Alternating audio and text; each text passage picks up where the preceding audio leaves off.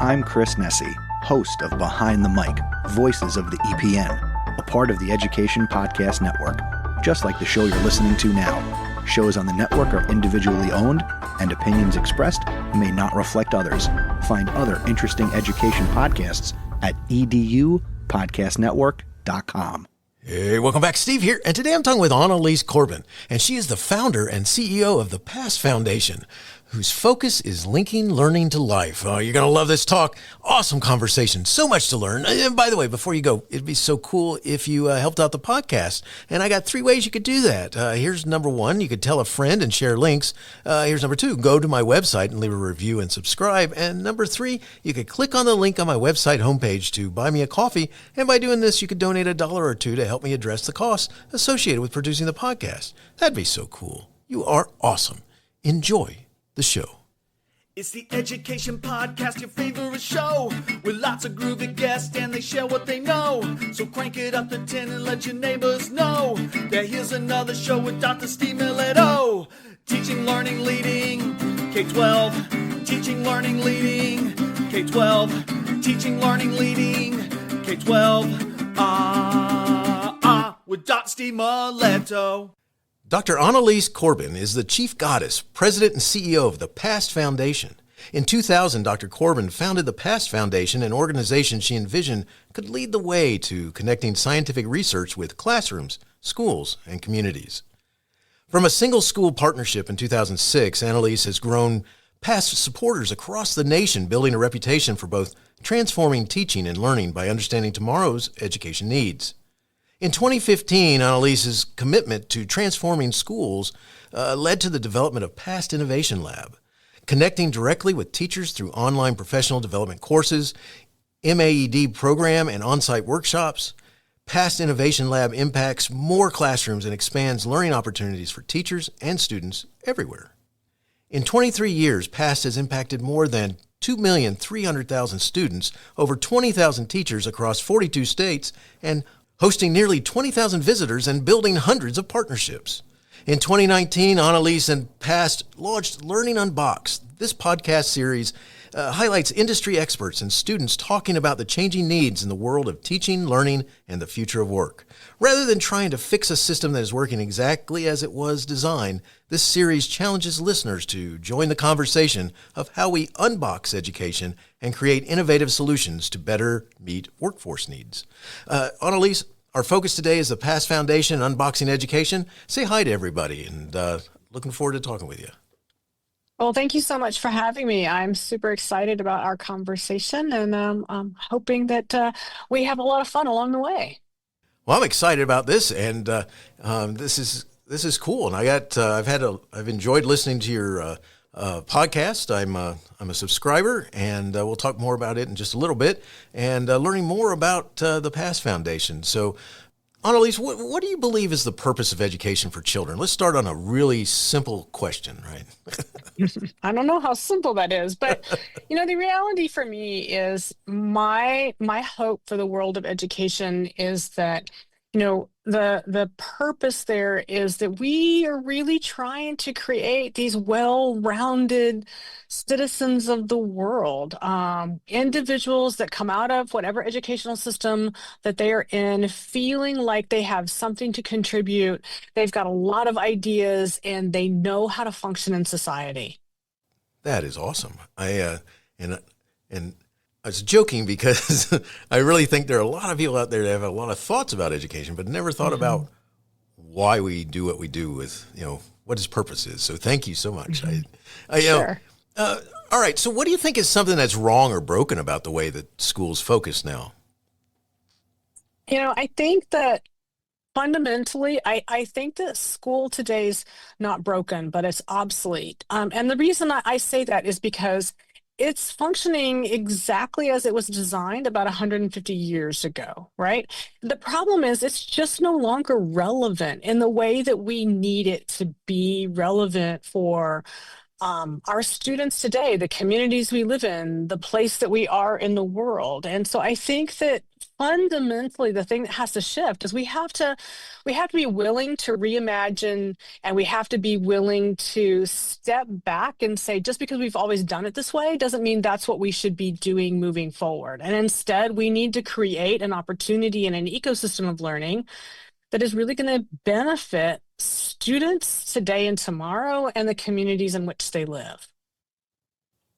Yeah, that's awesome. And I love the way that you point out that it's not that it's broken, it's just antiquated, outdated. I mean, it is wild when you think about how many people are experiencing the same sort of classroom setup, maybe with a little bit different technology. But I've seen people using these incredibly powerful smart boards, interactive boards, whatever you want to call them, as just like a 1970s screen for a overhead projector. Yeah, I see that all the time as well. And the reality of it is we're just not making the progress that we need to make, and we're really, really stuck in what was. And I think the other thing is we fail to recognize that all systems evolve over time, and it's really intriguing. The fact that we have allowed our global education system to really become stagnant. We don't do that in other industries. We don't do it at all. In fact, we're trying to stay current and on pace with all these other industries because we value the long-term impacts, right? We don't expect our healthcare professionals to still be practicing 1970s medicine. And yet we're completely okay in many respects with our educational system practicing 1970s education. You're so right. It's just it's funny because you can see pictures of classrooms. Just pick a decade, whatever decade you want. You can go back. Back to mine. I graduated high school in '81. Go back further. How about 60? How about 50? How about 38? How about 20? And you see pictures of a room that has about 30 desks in it of some sort. They may look a little different today, but there's still the same concept there, and they're in straight rows, and it makes its own little square inside the square, the four walls of the room, and they're all facing one way. So yeah, I think I get that picture that you're talking about. So more on that when we come back in just a minute. I want to go over some of this from the Past Foundation website, and it says this: by partnering anthropology with science and technology, we invite the world to design, construct, and engage in experiences that link learning to life. All right, so we're going to come back to that statement further, but I want to talk about, there's this word in there, it's called anthropology.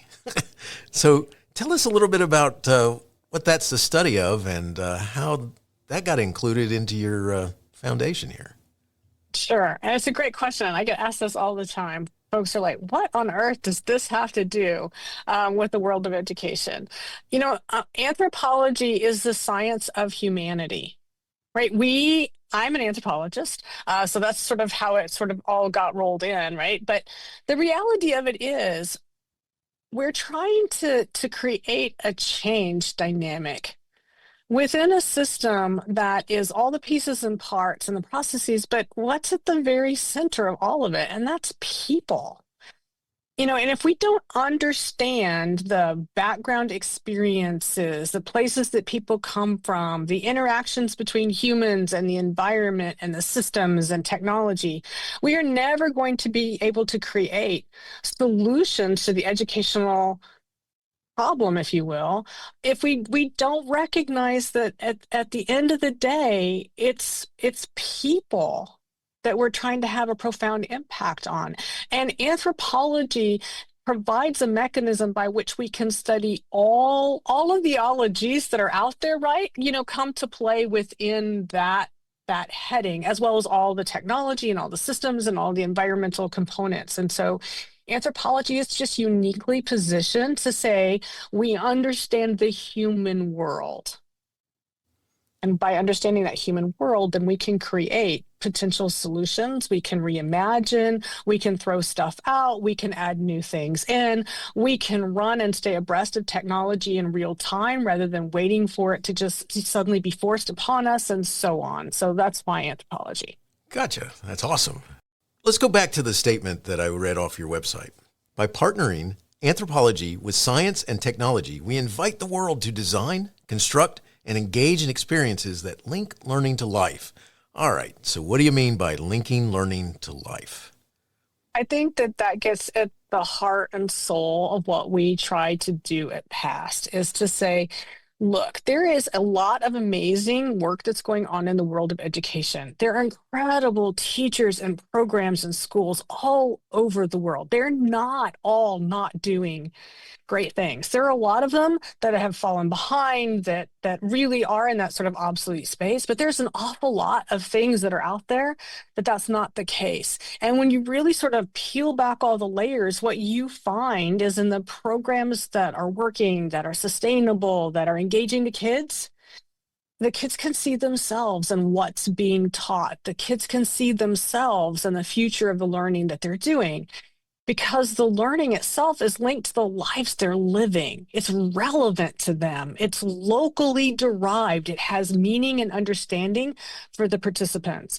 So for us, linking learning to life is the single most important element around educational transformation. No matter what the transformation, how big, how small it is you're trying to make, if it doesn't matter to the participants, it's a lost cause. That's so important. I mean, because it's funny how many times in the modern era you wonder if anybody really talks about, the role that it plays in life, or linking education to life. Instead, we tend to have a lot of people who, went through education and therefore they know everything about it. Well, and I think that the other thing that's really interesting, and my listeners on Learning Bucks have certainly heard me say this any number of times, but the reality is the teaching profession is a really interesting one, right? Because step back from it. When did you enter the teaching profession? For most of us, when we're 5 years old. Nice. Right? We get off that first school bus, our parents walk us down the street to that first little elementary school. And many, many teachers, right, they went into education because they love teaching. They love being the teacher, or they love learning. It's a whole host of things.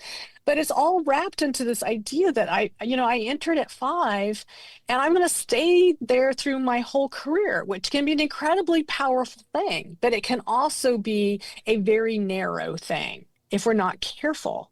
And so it's really, really intriguing as an industry, because I think you'd be really hard pressed to find another industry that we start on our career at 5 years old.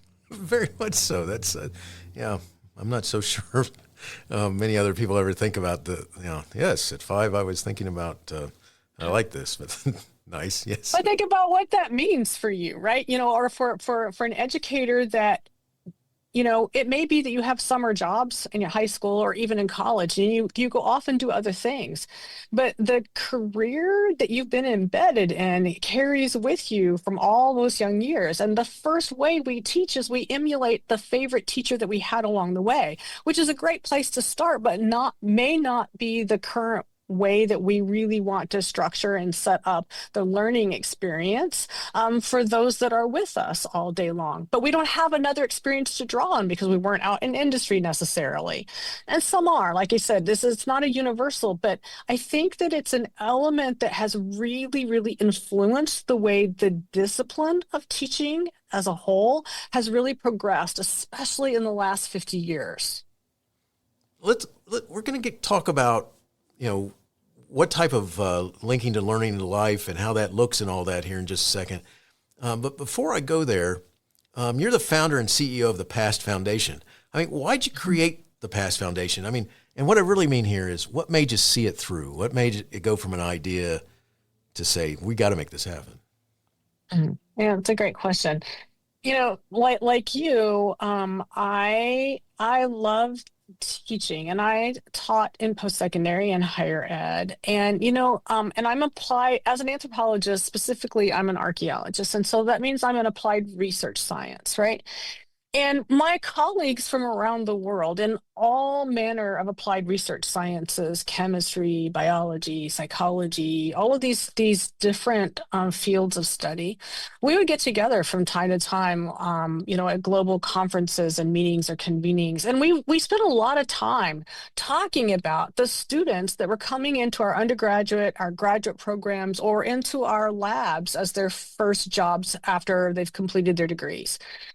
And the conversation was all around. These are super smart young people, incredibly capable, incredibly capable. They've got passions and dreams and aspirations, yet they have no skills.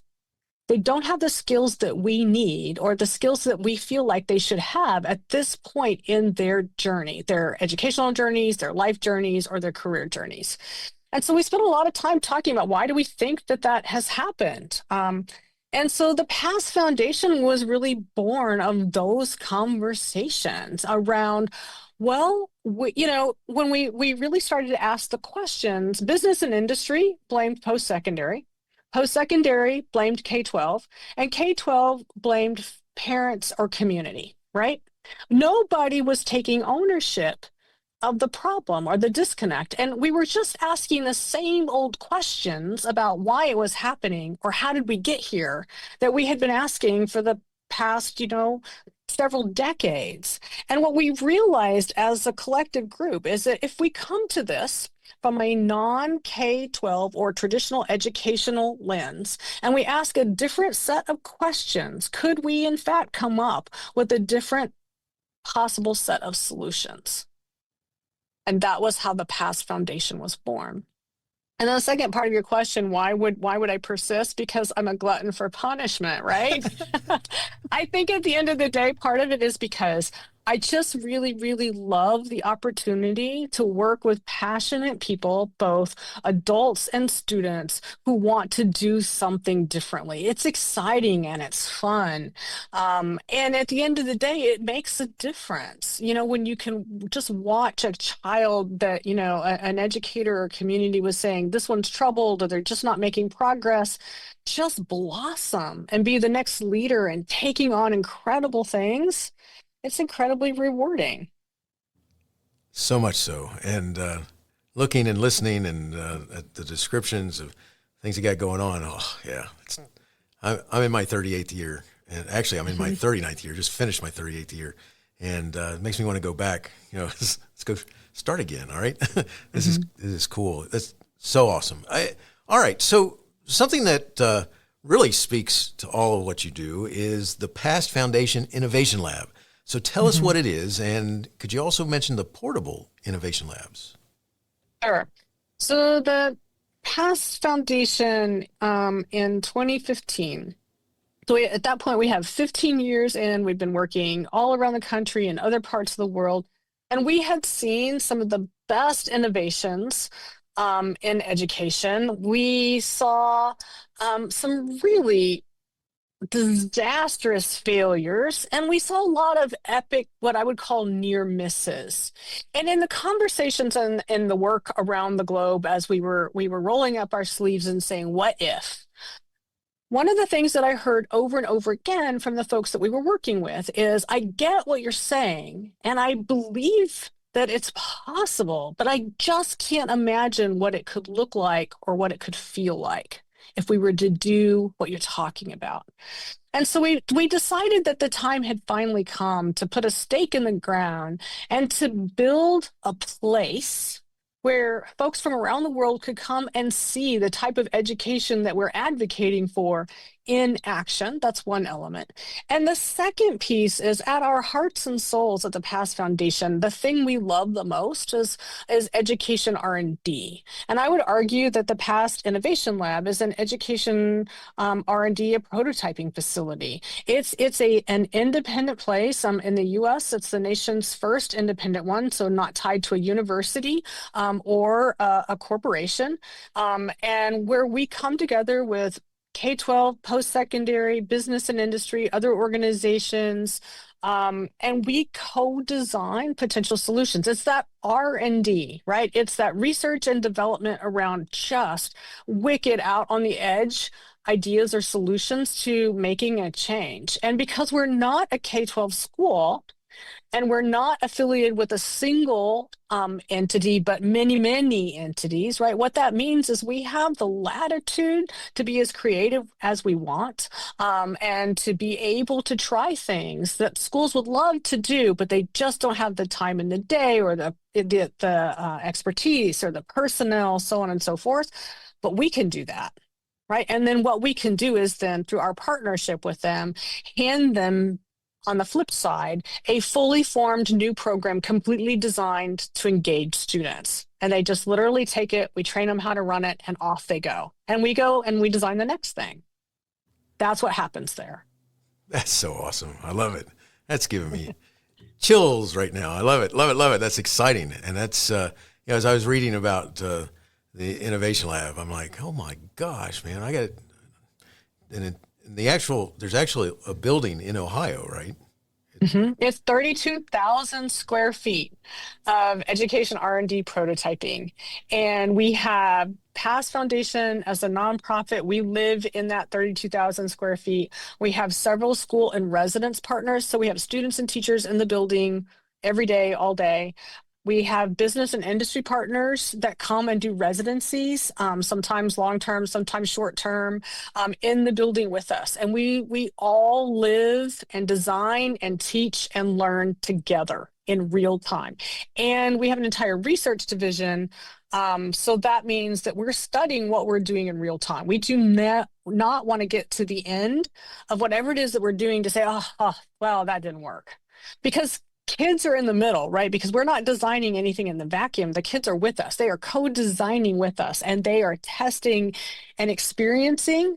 And so we want them to have the best experience possible. And so we have an entire group of ethnographers and researchers who are side by side with us, step by step with us. And if anything is going on that could be tweaked slightly to make a better experience for the participants, then we're going to do it right then in that moment. That's awesome. All right. So make sure you talk about the portable labs. All right. Oh, I'm sorry. Yes. So the portable innovation labs is, so a lot of that R&D that I was talking about is really at the most tangible sense. It's about an experience that a student gets to have. So let me give you an example. So let's say we create a program around forensic science, which is an incredibly complex set of sciences, because it's not just one thing. It's all these different sciences coming together. And students love it. It's really intriguing. It's very tangible. It's mysterious. It's all these sorts of things.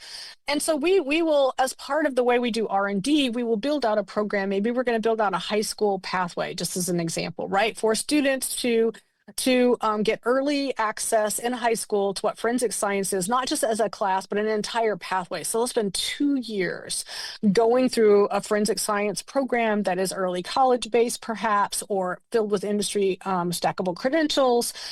So to get there, though, we start out with smaller endeavors, a module, a unit, a summer camp, an after-school program. That's how we step all these pieces together so that they become bigger and bigger and bigger and bigger to become a full-fledged program. So what we were finding is that there's a lot of demand for the actual activities and modules that we were doing. Not every place is going to have a full pathway or going to have a full program. They might not want it. They might need it. It might not just make sense. And so in conversations with some of our industry partners, one of our fabulous partners is Battelle, the Battelle Memorial Institute, which is a massive engineering and scientific R&D global entity in and of itself. So they understand R&D, but they're a fabulous partner of us and have been for many, many years. And we said, well, what would happen if we could take these smaller activities and we could deploy them, in this case, across the state of Ohio, because that's how we started. It's a pilot like everything else that we do. Everything is a pilot, right? And so, we took those activities and those modules and we recrafted them. We state aligned them through all of the standards and deliverables. We created a whole host of the activities or multiple activities that can be taught through a single portable innovation lab. So it's basically the past innovation lab condensed down into a yellow and black crate that, as varying sizes that gets deployed across the state for free. It's just imagine a STEM lab lending library, right? And that's exactly what we've built. We have a hub system across the state. Educators, both formal and informal, can go online. They can reserve the unit, and it comes with all the stuff they need, all the instruction, all the equipment, all the consumables. And it goes to their school. They get to use it for a week, 2 weeks, 3 weeks, 4 weeks. Some of them are pretty complex. They take a lot of time.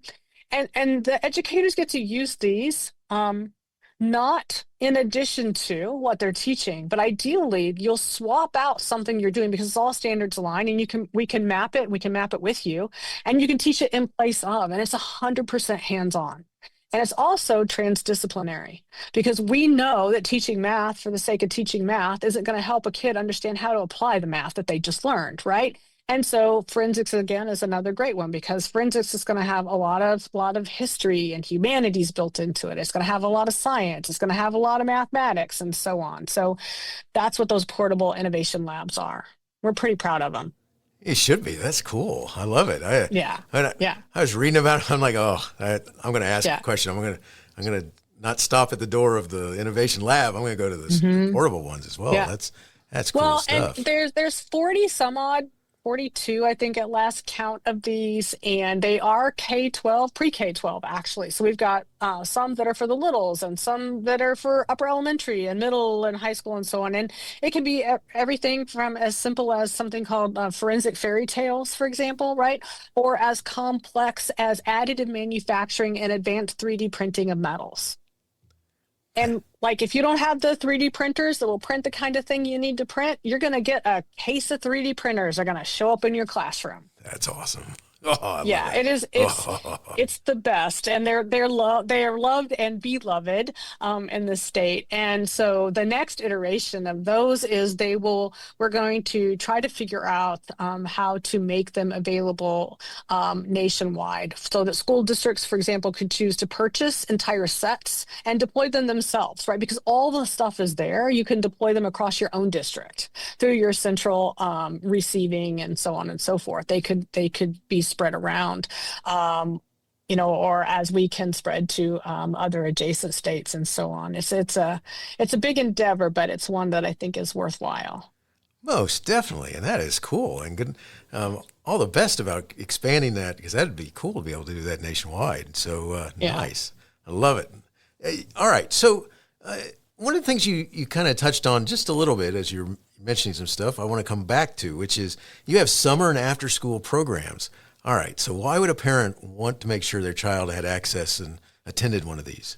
Tell us about those events. Well, yeah, exactly. It's a great question. Well, first and foremost, because it's awesome to send your kid off to have fun in the summer, and we want kids to have fun in the summer. But we know not all kids, because of circumstance, get the opportunity to go and do things in the summer that are fun or meaningful. So that's one reason. And one of the other reasons is, what if that fun could be so infused with learning that your kids beg to show up every single day? And that's what the out-of-school programming that we design and develop is all about. And I said earlier, a lot of the innovations that we're working on, they start in these small, tiny little units. And these tiny little units, which you string them together, suddenly you've got content for a 5-day summer program, right? And, so on. And so the reality is that when a kid comes to a past foundation program, as a parent, what is my kid is going to learn so much in such a short period of time. And I'm going to be able to watch their confidence grow. And, the best thing that I've ever heard as a parent that was like, I don't know what you're doing to my child because I cannot get him to stop talking. Right. During the regular academic year, my kid will come home from school, and I can say, "What'd you do today?" "Nothing." "What'd you learn?" "I don't know." That same kid won't stop telling that parent the ins and outs of something in just infinite detail. That's a win. Oh, that is such a win. That's good stuff there. All right, so let's go back to your website again. Noted on your website is this: re-envisioning how we think about work requires innovative ideas and engaging community partnerships. So could you talk about your partnerships and their purpose? Because you kind of talked about it a Sure. little bit. Let's go there. So as you mentioned earlier, PAST is an acronym that stands for Partnering Anthropology with Science and Technology. Well, that partnering, the P of PAST is hands down the single most important element for us. We do not do anything on our own. Everything we do, every design, every idea is based on pulling in partners to be part of that journey with us. And so we do that because we can't possibly know the ins and outs of everything all the time, nor should we even try, right? No one should. But there are experts in every single community about X, Y, or Z, whatever you're working on. And they're going to come into a conversation or into a partnership with you with a wealth of knowledge and understanding that we can't even truly understand or imagine at the beginning of that partnership. And yet, by doing things that are partnership based, we can make sure that the experiences that we create for our students are going to be relevant and engaging and meaningful and transformative. That's what we want. And we utilize this partnership structure as a tool and a teaching mechanism for all of our school partners, because schools love partners, especially industry and community partners. But what I've heard from schools over and over again is we just don't know what to do with them. Like, we can ask them for money or we can ask them to come in and do a career day. But beyond that, how do we actually utilize this partnership? And the business and industry partners or the higher ed partners will tell you the exact same thing, right? From the other side of that coin. And they're like, we want to be helpful. We know we've got something to contribute, but we can't figure out how to do it in a way that's not just transactional. And so the partnership piece is around saying, the entire community is the school. And I think that that's one of the things that I, for one, certainly hope to see longer term is that we get to a space where K-12 recognizes that they are the drivers and the conveners of opportunity for students to learn, but the actual learning is being delivered by the community itself, the experts that are out there. Our educators become facilitators of learners in learning. They're advisors. They're doing spot content where they need you because you're a history teacher, so you're going to have the expertise that's needed in that space. But you don't have to teach every kid everything you want them to know every single moment. And I think that when we can shift the sort of K-12 mindset away from I've got this standardized stuff I'm supposed to do, and instead think of themselves as this opportunity to provide learning experiences broadly and to facilitate the implementation of those, that's how the game gets changed. That's awesome. I love it. All right. So we're going to shift gears here just a little bit, and we're going to go to your podcast. The podcast is called Learning Unboxed. Share with us Learning Unboxed. I'm a subscriber. I'm enjoying it. Why should someone else want to subscribe and listen? So I started Learning Unboxed for two very selfish reasons. So the first one is that in the work that I was doing, I constantly heard all the time that the education system is just broken. It's broken. It's broken. It's broken. And, we talked about before, I don't really believe it's broken, but it's obsolete. But that said, there's the majority of the chatter that's in our news and our media, and especially with the spread of social media and the influence that it has, there's a lot of negative chatter that's out there, and especially coming post-pandemic, we really all collectively experience that a lot. But the reality is there are amazing educators out there, really, really amazing individuals, or collections of educators that are doing incredible things. And I wanted their stories to be told. I come from a long line of educators, both my parents, aunts, uncles, friends, and because my both of my parents were teachers, it was the world that I just completely enmeshed in. And I watched how hard these people work, and the amazing things that they did and how much they cared for their students. And so I just didn't want all that negative to be the only story that we were hearing on day to day. So that was one reason. But the other selfish reason is because as an anthropologist, I knew that by conducting these interviews with these amazing educators, that I was going to be able to learn an awful lot, and that it would inform our practice and our thinking and our ability to create the next thing that might make a difference in a child's life. And so Learning Unboxed is about celebrating the great things, but it's also about what we can learn from others to inform our own practice. Very cool. It's very informative podcast, a fun podcast. One of my favorites right now, I've listened to a whole bunch, and one of my favorites is the one, a more recent one with, and I'm trying to think of how you say his name. Utech? Isn't he amazing? Yeah, he is. And he was talking about generational type stuff, which I thought was really cool, because he even makes a comment that most people know him about AI stuff, and he was really into this neat area. But it's incredible learning opportunity, and kudos on it. And you're getting close to 400 episodes, aren't you? Or are you beyond that? We are. We have really been trucking along. We release an episode every single week. Nice. We do take off the month of July and part of December, but otherwise, a new episode is dropping every single week. And that's a lot, right? Yes, it is a lot of time, energy, and effort. So much so. Worth and so it. Kudos on that, because that's getting all that great information out there. And so now you've been doing this for a while, the podcast and all that stuff. You got to have some stories about something that kind of, where you started from and where you are now. Is there some story that something that you experienced with the podcast? Like, my least favorite thing is when, for some reason, something's not working, and there's always a reason why that something's not working. And it's like, I forgot to plug in this, or I did that, or those are usually some of my more frustrating things. But got any thoughts about that's happened over because that's a lot of episodes. You always have the great fear that a recording just didn't work right?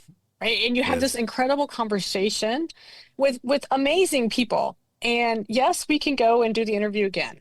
It will never be the same twice. And it will never be as great the second time as it was the first time, because Learning Unboxed is an unscripted show, right? So it is a conversation. Yes, I have a set of questions in mind, as we go through and have these conversations, but it's intended to be really, really organic, and we're going to take it where it goes.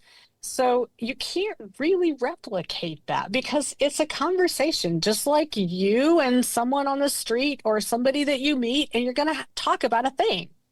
So that's probably the biggest one is, and it happens at least once a year, right? A recording I don't know, the evil recording fairies show up and they just eat it or something. I'm not sure what happens. And then you have to, and it's embarrassing too, right? So then you've got to go to this guest who gave you their time and their expertise, and you have to say, it didn't work. Can we reschedule? Can we try this again? And yeah, that's just awful.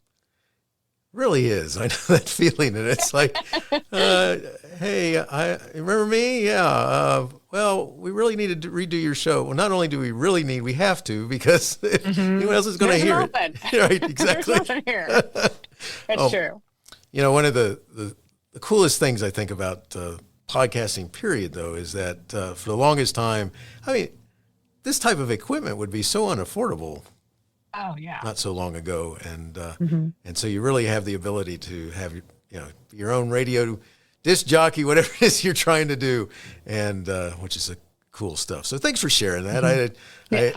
I think it's always interesting to hear what podcasters have to say about something that's happened along the way, and that Yeah. those are fun phone calls or emails or whatever you want to call it. Um, so, Annalies, one of the things we gotta talk about before we finish up, because we're getting close here, is I joke about it, but I'm not joking. You really are. It's inspiring what you're talking about, and especially the innovation lab. All right, so I love the thought behind that, and I got to figure out how to come visit that building one day, because Please do. that is so cool. I mean, somewhere in there, you've got to have had some of these experiences where you do have people who are like you're lighting their fire, or this is. Can you share some of that type of stuff? I mean, because this is exciting to me. It'd be fun to be able to engage with some of the teachers that are coming out to work with the kids that you've inspired with these ideas. Can you talk to that? Sure. I mean, I think that's been part of the joy of the journey, right? So on the one hand, I get to work with educators, and the other thing to know about PAST is we don't really do one-offs. And so, for example, if you are an individual educator, right, and your district is not working with us, you have the ability to opt into a lot of our programming. And that's wonderful. And we have people who come back for program after program after program, and that's super rewarding. But if we get the opportunity to work with a school or with a district, we don't do one-offs. And what we mean by that is because we know that what we're talking about is culture shift at its very heart and soul. We are making a transformation that is so profound, so profound. We have to put real time and energy into just the act of change.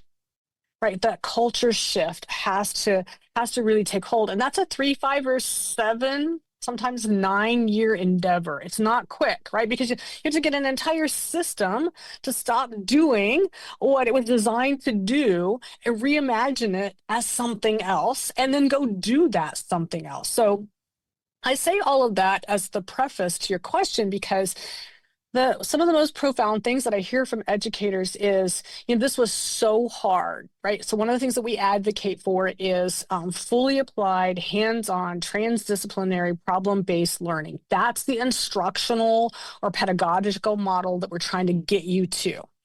And so that's not easy to do. Many of us were not trained to do that. And so we're really asking just to let go of what you know and do something different. And it's hard. It's a really, really almost vertical climb some days. And so for an educator to say to me after, some pain and anguish, because it's not easy, this was the hardest thing I've ever done. And I will never go back to the way I did it before. That's profound. That's profound. Oh my gosh, that's almost chilling. And I can't tell you how many times I've had an educator say that to me or something very similar. That you changed my life. I was getting ready to quit. I didn't want to do this anymore. It had gotten too hard. The kids didn't understand me. I didn't understand them. There's so much push from the family. There's so many compliance things that we have to do. It just wasn't fun anymore. But now I want to do this forever. Those are the wins from the educator side. And I can tell you very similar stories with individual students. I laughingly tell people when they come to visit the innovation lab, because the students really are functioning as an industry R&D team. Those are the skills we're teaching them. We're teaching them design thinking and problem solving and collaboration, really by handing them big, hairy, audacious, wicked problems with the expectation and the understanding that we don't know how to solve it, but we have complete confidence that they will, or at least come up with viable solutions. Big, hairy, audacious, wicked problems have many, many, many elements. And so the kid's not going to solve that, but I bet you that kids are going to solve pieces of that, and it's going to be profound for the entire world. But I tell visitors all the time, I will put our kids up against any industry R&D team in the world, and I would bet on our kids. That is awesome. I love it. Well, we're almost finished, and before I ask my last question, I got to ask this, which is, can you share with our listeners where they can connect and learn more? Sure. I would love to hear from you. You can find me on social media at Annalies Corbin. On numerous channels. You'll be able to find me there. You can also go to the PAST Foundation website, pastfoundation.org, and just fill out the info, connect with us, and the staff will get you directly to me if that's what you need. But you can find me lots of places. Awesome. And I'll put a lot of that information in the show notes, so it's easy for the listener to find. So good stuff. So one last question for you is a question I just like to ask my guests, and it goes like this. Do you have a teacher in your past who made a difference in your life? If so, who was it? And what would you say if given a chance to say thank you?